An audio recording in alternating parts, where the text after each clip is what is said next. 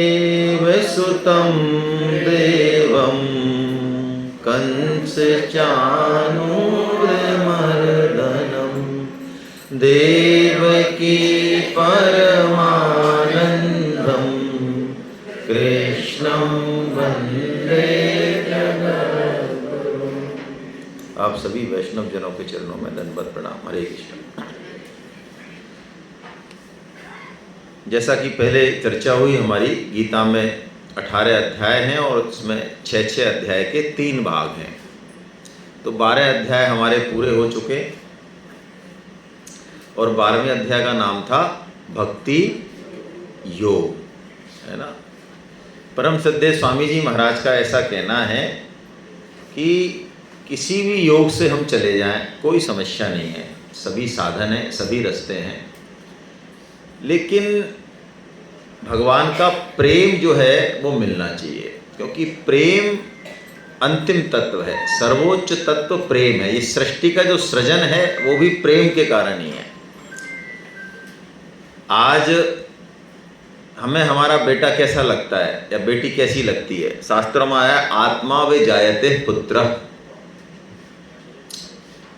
यानी हमारी आत्मा ही पुत्र के रूप में पैदा होती है। अभी मैं किसी से मिलने गया, हमारे गीता के साधक हैं, आचार्य हैं, बुजुर्ग हैं काफ़ी। तो हालांकि हम लोग थोड़ा कम आते जाते हैं, लेकिन मेरे को इच्छा हुई कि बहुत दिन हो गए और वो काफ़ी बुजुर्ग हैं तो उनके घर चला जाए।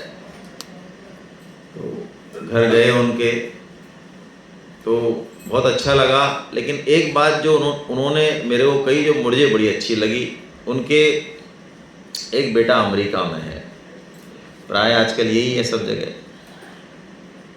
तो वो कहते हैं कि मेरा बेटा जो है उसने नियम ले रखा है कि हर 6 महीने में वो 20 दिन के लिए मेरे पास रहता है, चाहे छुट्टी लेके आए, चाहे वर्क फ्रॉम होम लेके आए, लेकिन 20 दिन रहता है। तो ऐसा कहते हुए उनका जो आनंद था और उनकी जो प्रसन्नता थी वो बिल्कुल झलक रही थी, मतलब।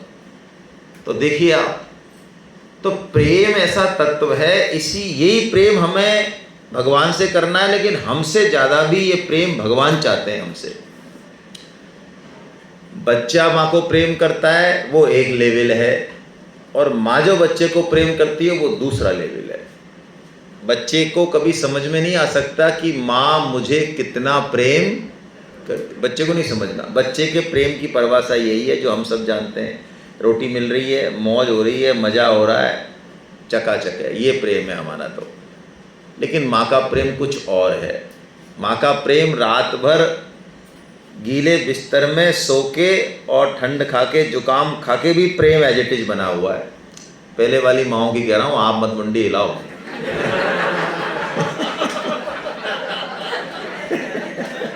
पहले वाली बैठी है, पहले वाली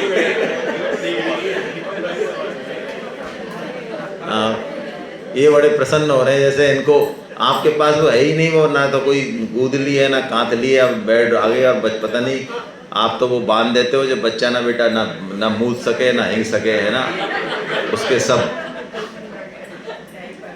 हाँ, डायपर बन क्या बांध देते हैं बताओ, और सब बांधते हैं सब। और जो नी बांधते हैं ये और बीमारी, कोई नी बांधे तो उसको ऐसे घृणित नज़रों से देखेंगे, ये देखो आप बीमारी, मतलब उसको ऐसे देखेंगे कि ये तो 2 कौड़ी का है। तो 2 कौड़ी का तो तू है, कोई पैसों से कोई होता है क्या आदमी? मतलब कोई आदमी आज यदि परंपराओं का पालन करे ना तो उसको बहुत घृणित नज़रों से देखते हैं। ये एक ऐसी घटिया चीज़ हो गई हम लोगों के पढ़े लिखों के बीच में। आज कोई आदमी चोटी रखे तो हम हिंदू ऐसे निकम्मे हो गए, गधे हो गए, गधे, हंसेंगे उसके ऊपर। कोई आदमी शुद्ध अपना सात्विक खा रहा है, आडंबर नहीं कर रहा है। कोई शादी में मान लो शुद्ध सात्विक खिला दे आपको, आडंबर नहीं करे, थोड़ा लीक से हटके चले, उसको कूट दें सब मिलके।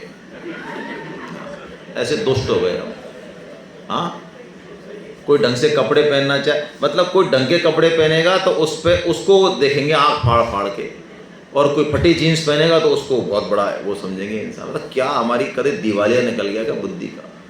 मैं आपको सही बताऊं, एक माघ मेले का उत्सव होता है, जयपुर में हुआ था आज से 4-5 साल पहले। तो उस समय हमारी मुख्यमंत्री थी वसुंधरा राजे, वो आई थी उसमें चीफ गेस्ट। तो एक हाँ, पीपापीठ झालावाड़ से एक संत आए, और वो पीपापीठ में जो संत थे वो विदेशी थे, मतलब अंग्रेज थे। वो पीपाजी महाराज का नाम सुन के वो आए और बड़े तरीके से वो भक्ति कर रहे हैं, 10-15 साल से बातें, तो उनको भेजा था वहाँ पीपापीठ से। तो उनको बोलने का मौका दिया, तो उन्होंने एक ऐसी बात बोली जो मेरे आज तक चुभती है दिल में। थप्पड़ दिया उन्होंने हम सबके, मतलब बिल्कुल सरेआम थप्पड़ मारा हमारे। उन्होंने कहा साहब मैं आया बाहर से, तो मुझे एक चीज़ बड़ी आश्चर्यजनक लगी है इंडिया में, क्योंकि वो तो आए इंडिया का नाम सुन के, धर्म संस्कृति अध्यात्म देख के, और वो रम गए इसमें। मुझे एक बड़ी आश्चर्यजनक चीज़ लगी इस भारत में, इंडिया में, भारत तो क्या कहें इसको, कि यहाँ पर फटी जीन्स पहन के, हाफ निक्कर में लड़कियाँ पहन के, कैसे भी ऊट पटांग कुछ भी है ना देख के निकल रही हैं, और लोग बड़े आराम से उनको एक्सेप्टेड हैं, कहीं कोई आँख नहीं फाड़ रहा। और मैं ये गेरुआ वस्त्र और चोटी पहन के निकल रहा हूँ, तो मेरे को लोग ऐसे ऐसे देख रहे हैं। देखो कितनी दिवालियापन, मतलब मेरे को ऐसे देखते हैं कि ये अंग्रेज ये क्या गेरुआपन की और ये चोटी बना के, और उनको वो एक्सेप्टेड है। तो ये दिवालियापन है कि नहीं हमारा? मतलब हम तो क्या पालन करेंगे, कोई दूसरा भी पालन कर रहा है तो हमारे लिए वो नॉर्मल स्थिति नहीं है। क्यों? क्योंकि देह में आसक्त भाव बहुत ज्यादा है। इस देह को ही जीवन मानना, अपने को देह मानना या देह को अपना मानना, ये हमारी मूल समस्या है। देखिए भगवान ने गीता में पापों की जड़ क्या बताई। अर्जुन ने प्रश्न पूछा कि प्रभु हम ना चाहते हुए भी पाप क्यों करते हैं, ऐसा पूछा प्रश्न अर्जुन ने 3.36 में। अनिच्छिन्नपि वार्ष्णे वलादेव नियोजिता, मैं नहीं चाहता हूँ फिर भी मैं पाप कर बैठता हूँ। मैं सोशल मीडिया पे कचरा नहीं देखना चाहता, लेकिन देख लेता हूँ। ये हो क्या रहा है मेरे साथ? मैं चाहता हूँ गीता पढूं, रामायण पढूं, पर मैं निंदा रस में लग जाता हूँ। ये क्या हो रहा है मेरे साथ? तो भगवान ने उसका जवाब दिया कि अर्जुन, ये जो तू पाप कर्म कर बैठता है, इसके पीछे कामना ही मुख्य जड़ है। भगवान ने पाप का कारण क्या बताया? अब इससे भी एक सूक्ष्म बात बताई स्वामी शरणानंद जी महाराज ने, है ना। स्वामी शरणानंद जी महाराज, हमारे स्वामी जी महाराज, संत एक ही होते हैं, खूब मिलते थे आपस में ये दोनों। तो शरणानंद जी महाराज ने कहा कि ये कामना भी पैदा उससे होती है जब हम अपने आप को शरीर मान लेते हैं। शरीर को सजाना, शरीर को सुंदर दिखाना, है ना, शरीर को अपना मानना, ये कामना है। शरीर को स्वस्थ रखना कामना नहीं है। तो एक तरह से उन्होंने बहुत स्पष्ट रूप में कहा कि जो हमारे आज ड्रेसिंग रूम चले ना, ड्रेसिंग रूम, ये काम घर है। ये मतलब हमको जो हमारी स्थिति है उससे हमको अलग दिखाना, और फिर अलग दिखा के और फिर लोगों से क्या लेना? हाँ, मान बढ़ाई लेना। अब आप 10,000 की साड़ी दिला लाए, 20,000 की दिला लाए, 50,000 तक की भी आती हैं, और धर्म पत्नी ने पहन ली। अब पहनने के बाद वो इतना मेहनत कर रही है 2 घंटे से, और आपके सामने 6 बार घूम गई, पानी गिलास दे गई, लेकिन आपने जो है एक बार भी तो अब आपका क्रियाक्रम होने की तैयारी हो गई है। अब आप कह रहे हो हमारी क्या गलती है, हमने पैसे भी खर्च किया। पैसे खर्च किए होंगे, तुम समझ ही नहीं रहे हो कुछ बात ही। आपके यहाँ पे आपको बार बार ये पानी पिलाना आज इतने प्रेम से क्यों आपके सामने बार बार हो रहा है? एक महिला जो है गांव की स्त्री थी, उसको कड़े दिला दिए, कड़े, है ना, सोने के कड़े दिलाए, बेचारी के पहली बार आए। तो अब वो सबको जो है करे, अरे लाला ऐसा करना वैसा करना, सब मतलब सबको कड़े दिखाना चाहे घर में बाहर में, लेकिन कोई उसके कड़ों की तरफ नहीं देख रहा। उसको गुस्सा आ गई, तो उसने क्या किया, उसने एक वो बाहर एक वो था, वो खाने के लिए चारा, उसमें आग लगा दी। आग लगा दी और वो आग इतनी बड़ी और वो उसकी झोंपड़ी तक पहुंच गई। अब वो बाहर भागी और लोग आ गए, झोंपड़ी आग लगी बचाने के लिए। तो वो कह रही अरे मेरे बचाओ, मेरी झोंपड़ी को बचाओ। तो वो जो आग आ रही थी वहां से, उसमें वो कड़े चमक रहे थे, सोने चमक जाता है ना। तो एक आदमी आया, उसने कहा अरे भाभी जी ये कड़े तो बहुत जोरदार है। अरे नपत तू पहले कह देता तो मैं आग क्यों लगाती। तू यह बात है, पहले ही कह देता हो तो ये झोंपड़ी क्यों जलाती मैं। इस चक्कर में तो मैं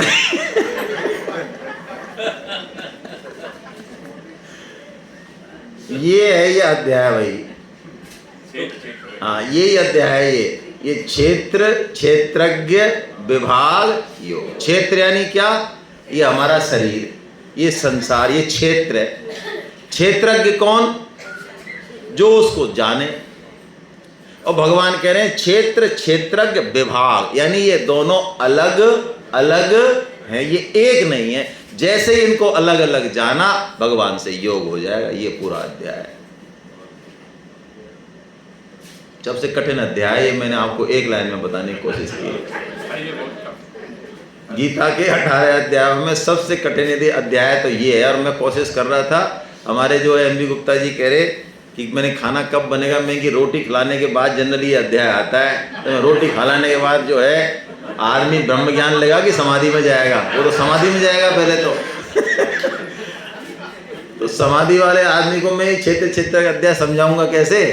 तो इन्होंने कहा चिंता मत करो, अभी तो आधा घंटा है। तो मैं ठीक है। तो क्षेत्र हम नहीं है, हम क्षेत्र को जानने। देखिए जिसको भी हम जानते हैं, एक सिद्धांत है, वो चीज हम नहीं है, हमसे अलग है वो चीज। ये चश्मा अलग है, कंप्यूटर अलग है, जो भी चीज जानने में आ रही है वो अलग है, वो क्षेत्र है। और जो उसको जानने वाला है वो क्षेत्र है। ये शरीर जानने में आ रहा है, शरीर में जो परिवर्तन हो रहा है वो भी जानने में आ रहा है। ये शरीर पहले 2 किलो का था, 5 किलो का था, पहले बचपन था, जवान था, बूढ़ा हो रहा है, पतला हो रहा है, मोटा हो रहा है, ऐसा हो रहा है, लग रही है इसमें, ये हो रहा है, जो भी हो रहा है जानने में आ रहा है। इसका मतलब मैं चश्मा नहीं हूं, मैं चश्मा नहीं हूं। चश्मा ठीक है, ये काम आ रहा है मेरा, मेरे लिए है, मेरा नाम है इस पर, लेकिन ये मैं चश्मा मेरा स्वरूप नहीं है। ऐसे ही शरीर मेरा स्वरूप, ये तो कभी गधे का लेता है, कभी घोड़े का लेता है, कभी देवता ही बना हुआ, ब्रह्मा जी भी बना होगा। हाँ ये शरीर, ये कुछ भी शरीर, हम पता नहीं कितने शरीरों में रह के आए हैं। तो शरीर हमारा स्वरूप नहीं है। तो फिर ये बंधन कैसे हो गया? बस ये जो बंधन हुआ, यहीं से सारे दुखों की शुरुआत हुई। क्षेत्र अलग है, क्षेत्र अलग है, लेकिन ये दोनों मिल गए, आपस में मिले। और ऐसे मिले, ऐसे जबरदस्त मिले कि कितना ही बोल लो, कितना ही पढ़ लो, कितना ही समझा लो, शरीर के प्रति हमारी आसक्ति इतनी ज़्यादा है कि शरीर के बड़े होने से हम अपना बड़ा होना मानते हैं, शरीर के मरने से हम अपना मरना मानते हैं, शरीर के जन्म होने से अपना, और इस शरीर का कोई आदर कर दे तो हम आदर होना मानते हैं, और इस शरीर का कोई अपमान कर दे तो हम बोलो आप। इतनी आसक्ति है हमारी। एक राजा ने एक बार एक शर्त रखी, एक मंत्री को कहा कि यार ऐसा है, तुम एक काम करो हमारा, और तुम करोगे तो ठीक है, बहुत तुम्हें कुछ देंगे हम, बहुत सारा इनाम, और नहीं दोगे तो नहीं कर पाओगे तो फांसी पर लटका दें। तो कई बार चक्कर में आ जाता है ना आदमी लोभ के में। तो उसने कहा हम कर देंगे। तो उनका देख कर देना, नहीं करोगे तो फांसी पर लटका दूंगा। क्या काम है महाराज बताओ? कि हमको यार एक मरे हुए आदमी को जिमाना है। अब फंस गया वो मंत्री, फंस गया लोभ में। अब वो सोचे ये आदमी है, घनचक्कर है यार, मरे हुए आदमी को जिमाना है, ये क्या बीमारी है? अब मरे हुए आदमी को कैसे, कहाँ से लाएंगे जिमाने? वो मरा आदमी और जीवेगा क्यों? राजा ने कहा हमको जिमाना है तो मरे हुए आदमी को जिमाना है, अब आप ले आओ। बड़ा परेशान, फांसी लगा देगा। राजा क्या भरोसा है इनका? ये राजा का और एक काले कोट वालों का और पीले कोट वालों का कोई भरोसा नहीं है, कुछ भी कर सकते हैं। तो हाँ ये हमारे जज साहब बैठे, ये सफ़ेद कोट वाले हैं, हमारे डिस्ट्रिक्ट जज साहब बैठे, माफ़ करें मेरे को। तो एक महात्मा के पास पहुंचा, तो उसने कहा क्या टेंशन है भाई? कि टेंशन ये ऐसा। उन्होंने कहा हम तैयार हैं कि आप तो महाराज, अरे आप चलो ना, आप तो कहो, हम ला रहे हैं। तो राजा को कहा, राजा ने कहा ठीक है लाओ, कौन मरा आदमी है? तो संत पहुँचे, जैसे राजा ने कहा कहाँ से आ जाते हैं फालतू मुस्टंडे यहाँ पे, आ यहाँ से, भगा दिया उसको, चले गए। फिर अगली बार फिर उन्होंने कहा अब दोबारा लाओ यार आप। उन्होंने कहा महाराज आपने ऐसे भगा, कहते नहीं लाओ। दोबारा आ गए वो, दोबारा आए, अरे तुम्हारे लिए बैठे हैं क्या, तुमको 12 बजे का टाइम दिया था, इतने लेट आए हो, ऐसे करके फिर भगा दिया उनको। तीसरी बार उनको फिर जो है कोई ना कोई बहाना ले, यानी उनका वो बार बार अपमान करे और वो संत जैसे वो कहें केवल एक बार थाली लगा दी, थाली खींच ली सामने से, फिर उठा के भगा दिया। चौथी बार उन्होंने कहा तो उन्होंने मंत्री जी ने कहा महाराज मेरे को फांसी दे दो, आप अब थोड़ी जाऊंगा मैं, इतनी बेइज्जती कर रहे हो आप हमारे संत की, कि नहीं नहीं आप जाओ लेके आओ आप। चौथी बार आए, उनका बहुत सम्मान किया, तिलक लगाया, रोली लगाई, उन्होंने वो सम्मान स्वीकार कर लिया, माला पहन ली, खाना खिलाया, खाना खा लिया बैठ के। तो राजा ने कहा भाई अब मान गया मैं कि ये वास्तव में मरे हुए हैं, यानी इनको शरीर से इनका कोई संबंध, शरीर के मान से अपमान से, ऐसे जीते जी।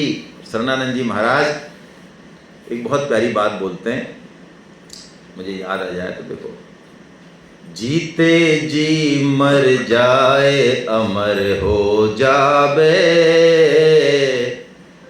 और एक इसका क्या है वो मेरे को नहीं आ रहा, सोई परम पद पावे, है ना, जीते जी मर जाए अमर हो जावे। जिसने ये मरना सीख लिया, ऐसा मरना, उसकी मौत आ सकती है क्या? उसकी मौत नहीं आ सकती, शरीर खत्म हो जाएगा उसका। यही बात परीक्षित ने कही है कि हे सुखदेव जी से कही है कि गुरुजी अब तक्षक आ, चाहे तक्षक के पापा जी आ, कोई आ, वो तक्षक के शरीर को डस सकता है, मेरा वो कुछ भी नहीं बिगाड़ सकता। ये ऐसा ब्रह्म ज्ञान है। तो इसके बारे में भगवान ने बताया, क्षेत्र क्षेत्रज्ञ विभाग योग बताया। हम अपने आप में ये जागृति रखें हमेशा कि हम शरीर नहीं है, ठीक है, शरीर को खिला दें, पिला दें, सुला दें, अच्छा इसका ध्यान रखें, इसमें कोई दिक्कत नहीं है, शरीर की सेवा करें, उसमें कोई समस्या नहीं है, लेकिन हम शरीर नहीं है, ये जागृति भाव हमेशा बना रहे। और इसके लिए दो काम करने पड़ेंगे, इस शरीर को सेवा में लगाना पड़ेगा।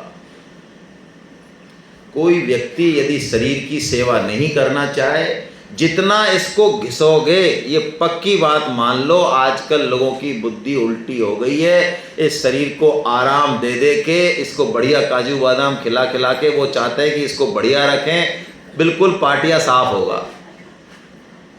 पक्की बात है, 1000 रुपए के, लाख रुपए का इंजेक्शन लगा लो आप, कुछ नहीं होगा इसका। क्यों? मैं बता रहा हूँ, कारण बताता हूँ।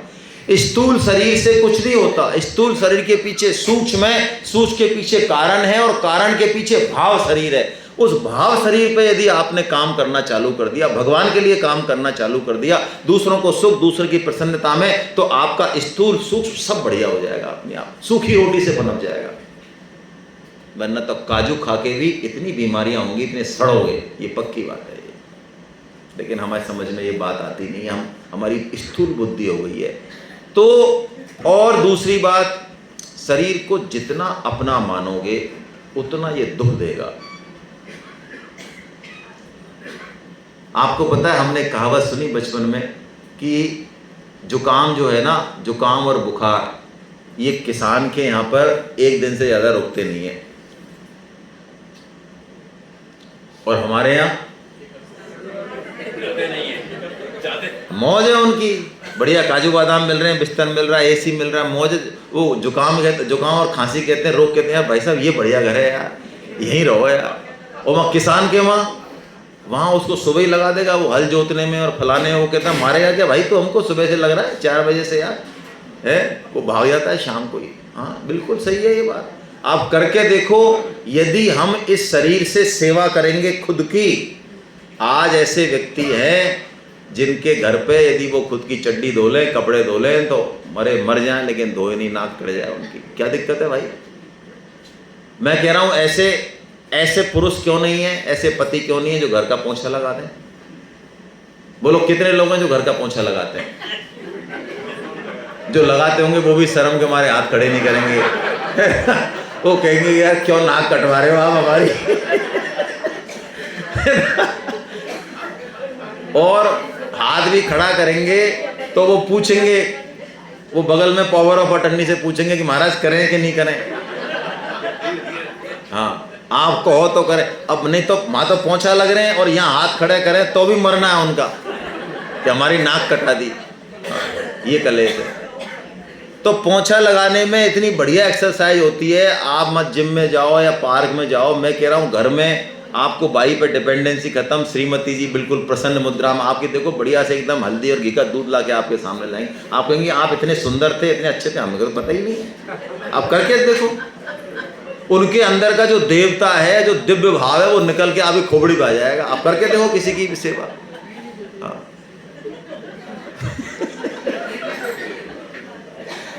तो भाई जो सेवा हम कर सकें हाथ पैरों से वो करनी चाहिए।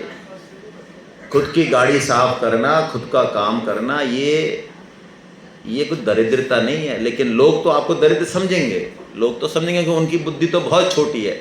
वो तो यही मानते हैं बड़े होने का मतलब है निकम्मापन, आलसीपन और पैसे का वेस्टेज, यही उनकी परिभाषा है ना। लेकिन ऐसी परिभाषा गीता नहीं बताती। तो हम जागृति रखें और सेवा और त्याग करें, तो क्षेत्र क्षेत्रज्ञ विभाग योग का हमको अनुभव होता रहेगा। ऐसा हमेशा दुख भी आए तो देखें, अरे दुख आ रहा है। विपश्यना आप में से कितने लोगों ने की है? विपश्यना एक शिविर होता है, नहीं किया क्या? तो करनी चाहिए। हालांकि मैं उसके एंड तक के फेवर में नहीं हूँ, मैंने 3 बार कैंप किया 10-10 दिन का, है ना। तो करनी चाहिए, आपको कर सकते हो आप। विपश्यना में क्या है, गलता जी में होती है, जयपुर में, फ्री है वो।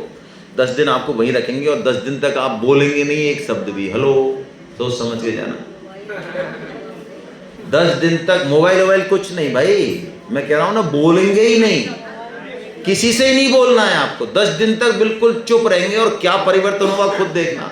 उसमें क्या करते हैं, 3 दिन तो आनापान कराते हैं, आनापान बोलते हैं, यानी सांस आ रही है जा रही है, इसको देखते हैं, बस देखते हैं, देखना है बस, कुछ नहीं करना। कांटा चोरी है, कैसी है, गर्म है, ठंडी है। उसके बाद विपश्यना चालू होती है फिर। तो विपश्यना में क्या है, वो क्षेत्र क्षेत्रज्ञ विभाग होगा, इसलिए मुझे याद आ गया। विपश्यना में यही है कि आपके हाथ में दर्द है तो आप देख रहे हैं कि दर्द है, ये आपके रीढ़ में दर्द है। बहुत सारे लोगों ने अपने दर्द ठीक किया, कोई बड़ी बात नहीं है। मेरे भी L4-5 में था, सही हो गया, उससे बिल्कुल सही हो गया। आप दर्द को साक्षी भाव से देखते हैं कि यहाँ दर्द हो रहा है, यहाँ हो रहा है, ऐसे जा रहा है, वैसे जा रहा है। बस उससे क्या होता है, दर्द का और आपके बीच का कनेक्शन टूट जाता है। मूर्छा वो करते हैं ना, वो क्लोरोफॉर्म देते हैं, एनेस्थीसिया देते हैं, उसमें तो वो पहुँचता तो है लेकिन वो शून्य हो जाता है। इसमें तो कनेक्शन कट हो जाता है। तो ये साक्षी भाव को जागृत करना, ये क्षेत्र क्षेत्रज्ञ विभाग हो गया। हमेशा गुस्सा भी आ रहा है ना, कोई गंदी बात भी मन में आ रही है, साक्षी भाव में रहे, तुरंत याद आ जाए कि अरे ये मेरे में थोड़ी है, ये आ गई, कहाँ से कचरा आ गया ये, है ना, ये मैं तो इसको देखने वाला हूँ, मेरे को छू नहीं सकती है। ऐसे हमेशा 24 घंटे अपने आप को वॉच करते रहें, देखते रहें, दृष्टा भाव में रहें, साक्षी भाव में रहें। ये इस अध्याय का मैसेज है, तब हम इस ग्रंथि को तोड़ पाएंगे, है ना। ठीक है।